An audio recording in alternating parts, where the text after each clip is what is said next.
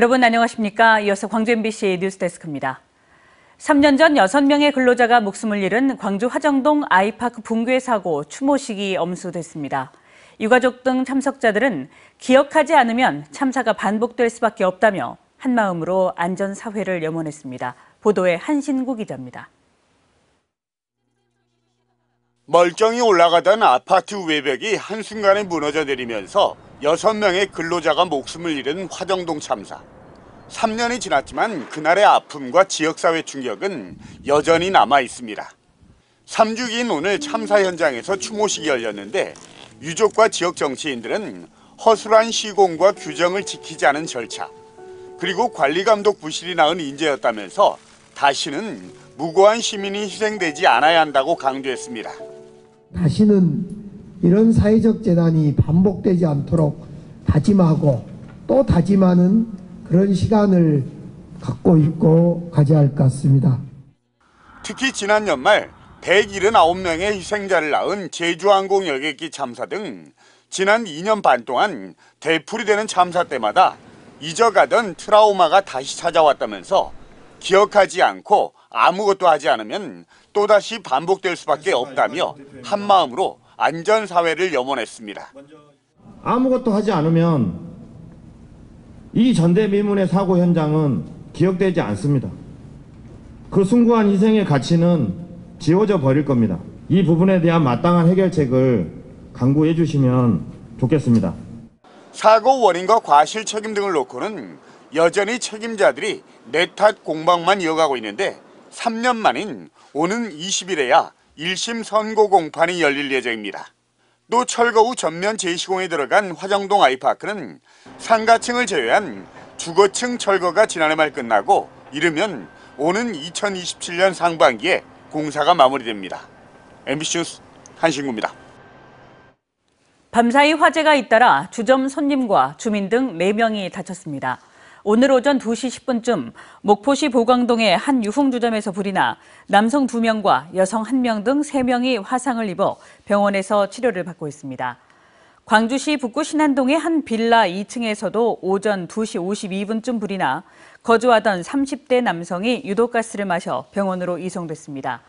경찰과 소방당국은 정확한 화재 원인과 피해 규모를 조사하고 있습니다. 오늘 오전 9시쯤 보성군 율포 해수욕장 주차장에서 차박 캠핑을 하던 50대 부부가 일산화탄소 중독으로 의식을 잃고 쓰러져 병원으로 옮겨졌습니다. 부부는 치료 중 의식을 회복하는 등 생명에는 지장이 없는 것으로 알려졌습니다. 경찰은 차량 내부에 가스 보일러를 켜둔 상태로 난방을 하다가 배기가스가 실내로 누출돼 사고가 난 것으로 보고 정확한 사고 원인을 조사 중입니다. 제주항공 여객기 참사와 관련한 악성 댓글과 허위정보 유포에 대해서 경찰이 무관용 원칙을 선포하며 수사를 진행하고 있습니다. 그런데 이런 분위기 속에서도 유가족과 자원봉사자 등 현장 관계자들을 향한 허위 비방이 계속되고 있습니다. 안준호 기자가 보도합니다. 최근 일부 언론에서 나온 보도 내용입니다.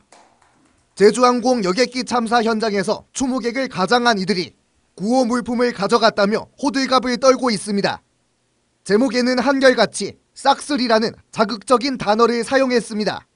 어떻게 싹쓸이라고 표현을 하면 싹쓸이라는 거는 다 가져가고 계신 싹쓸인데 물어보지 않고 또 그렇게 해버린 것 같아요. 해당 보도에는 지역 비하는 물론 또 다른 참사의 아픔까지 조롱하는 댓글들이 달려 있습니다. 정부와 지자체는 구호 물품은 관리 대장을 통해 철저히 관리되고 있다며 확인 과정도 없이 쏟아내는 보도가 유족들과 자원봉사자들에게 상처를 주고 있다고 밝혔습니다. 지금 처음부터 해갖고 지금까지 정말 열심히 봉사활동을 하고 계시는데 이 마음이 사그라들지 않게끔 정말 옆에서 주변에서 잘 응원해 주시고 동의해 주셔야만이 자원봉사활동 더 열심히 하실 수 있을 겁니다. 허위 비방과 악성 댓글 등에 대한 무관용 원칙을 천명한 경찰은 현재까지 모니터링 등을 통해 173건에 대해 수사를 벌이고 있습니다. 특히 참사 희생자의 명예를 훼손한 글을 올린 피의자 2명을 검거하는 등 강력 대응에 나서고 있습니다. 경찰청 국가수사본부에서 173건의 사건을 접수해서 수사 중에 있습니다. 저희 전남경찰청 사이버범죄 수사대도 17건의 사건을 수사 중에 있고 현재 2명의 피해자를 검거하였습니다. 슬픔으로 메워진 무한공항, 참사의 상처가 덧나지 않도록 서로가 서로를 원망하지 않기 위한 배려의 자세가 중요한 시기입니다. MBC 뉴스 안준호입니다. 불법 양식 등이 성행하면서 물김값이 폭락하고 있습니다. 그동안 높은 물김값에 어려움을 겪었던 김 가공 공장들은 공장 가동률을 높이고 있지만 널뛰는 가격에 우려는 여전합니다. 어민들 사이에서는 갈등도 빚어지고 있습니다. 서희령 기자가 현장 취재했습니다. 김 가공 공장이 밀집한 목포 대양산단. 16개 탱크가 비워지기 무섭게 줄줄이 대기한 운반차에서 또다시 물김이 들어옵니다. 김 가공 공장에는 이처럼 저렴한 가격으로 사들인 물김으로 모든 탱크가 가득 차 있습니다.